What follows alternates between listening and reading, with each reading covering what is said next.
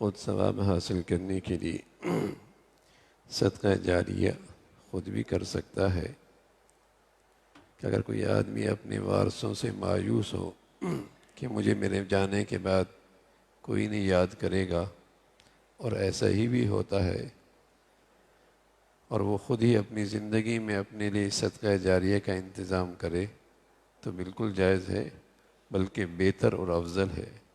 کہ آدمی اپنی زندگی میں اپنے لیے ذخیرہ آخرت جمع کرنے کا اہتمام کرے۔ پیچھے کون پوچھتا ہے؟ بس اوقات زندگی میں کوئی نہیں پوچھتا، اور اللہ رب العزت نے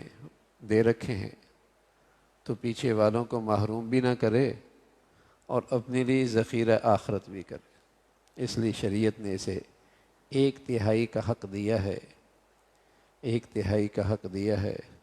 وہ تو جانے کے بعد بھی اس میں وصیت کر سکتا ہے کہ میرے لیے اس میں ذخیرہ آخرت کا کچھ انتظام کر دینا، لیکن پیچھے والوں کے بارے میں اگر مایوسی ہو تو یہ سب کچھ زندگی میں کر کے چلا جائے، وہ رسا کو محروم بھی نہ کرے اور اپنے لیے بھی ذخیرہ آخرت اپنی زندگی میں کر کے جائے، تو یہ زیادہ افضل ہے، زیادہ افضل ہے۔ اور وہ آدمی کا مال بہت نافع ہے، اور آدمی کی وہ مالداری بہت مبارک ہے، جس سے اس کی آخرت بھی بڑھیا ہونا،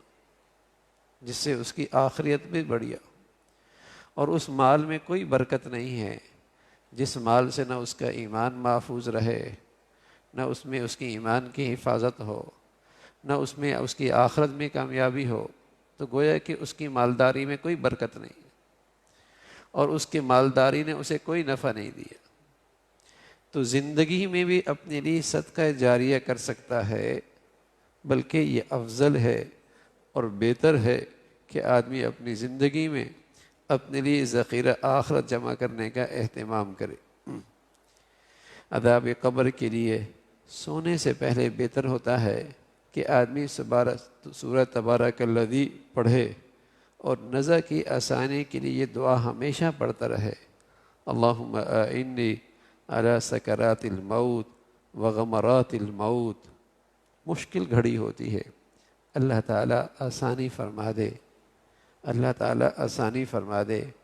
جس خوش نصیب کو ایمان کی زندگی پہ استقامت نصیب ہوتی ہے،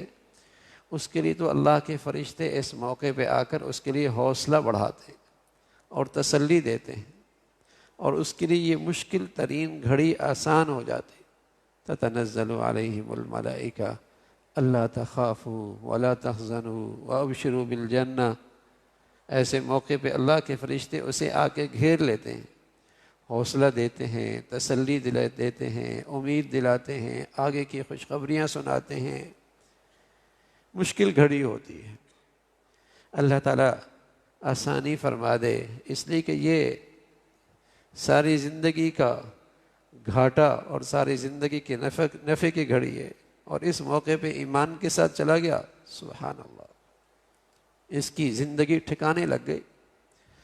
اور اس وقت کا نقصان پھر اس کا کوئی ازالہ نہیں ہے،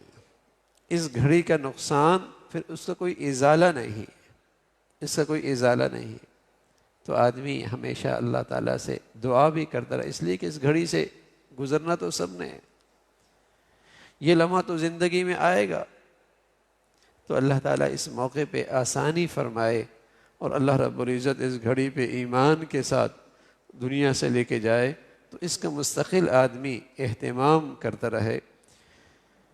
قبرستان میں جب جاتے ہیں تو اس میں اس کے آداب یہ ہیں، اور اس کا خیال یہ کرنا چاہیے کہ جتنی صورتیں یاد ہوں پڑھ کر یہ دعا کی جائے کہ اللہ تعالیٰ جل شانہ اس میت کو اس کا ثواب عطا فرمائے، اور قبر پر پہنچنے کے بعد میت کو سلام بھی کہنا چاہیے، کم از کم یہ الفاظ ضرور کہہ دیں، السلام علیکم یا اہل القبور۔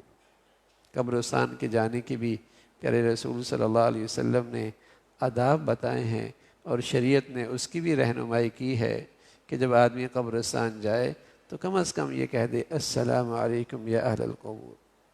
اور پھر وہاں جتنی صورتیں یاد ہوں اور جتنا قرآن کی آیات یاد ہوں ان کو پڑھ کر دعا کرے کہ اے اللہ اس میت کو اس کا ثواب عطا فرما دے۔ ہم دوسروں کے لیے کریں گے تو کل کوئی ہمارے لیے بھی کرے گا۔ ہم اپنے جانے والوں کو اپنی نیکیوں میں یاد رکھیں گے، امید ہے کل کوئی ہمیں بھی اپنی نیکیوں میں یاد رکھے گا۔ اللہ تعالیٰ ایسی زندگی نصیب فرمائے کہ ہماری ذات سے ہمیں بھی نفع ہو اور اللہ کے بندوں کو بھی نفع ہو۔ اللہم لک الحمد کلو ولک الشکر کلو،